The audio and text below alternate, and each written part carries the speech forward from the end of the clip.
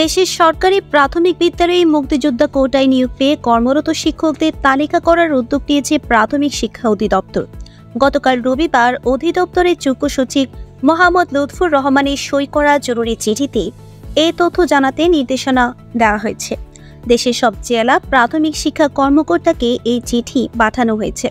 চিঠিতে বলা হয়, সরকারি প্রাথমিক বিদ্যালয়ে প্রধান ও সহকারী শিক্ষক পদে কতজন শিক্ষক মুক্তিযোদ্ধা কোটায় নির্বাচিত হয়ে অদ্যাবধি কর্মরত আছেন সে বিষয়ে সংযুক্ত পত্রের ছক মোতাবেক একটি পূর্ণাঙ্গ তথ্য আগামী 28 আগস্ট দুপুর 12টার মধ্যে নিয়োগ শাখার ইমেইলে পাঠানোর জন্য অনুরোধ করা হলো।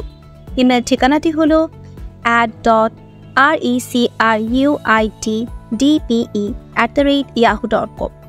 এই ঠিকানায় এক্সেল ফরম্যাটে সফট কপি ও পিডিএফ কপি মেইল করার নির্দেশ দেওয়া হয়েছে।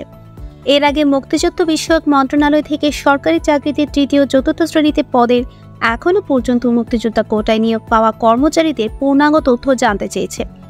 15 আগস্ট মন্ত্রণালয় বিভাগগুলোর সচিব, সিনিয়র সচিবদের কাছে এই তথ্য চেয়ে চিঠি পাঠানো হয়েছে মুক্তিযুদ্ধ বিষয়ক মন্ত্রণালয় থেকে। অভিযোগ রয়েছে, আওয়ামী লীগ সরকারের সময় অনেক ভুয়া মুক্তিযোদ্ধাকে সনদ দেওয়া হয়েছে।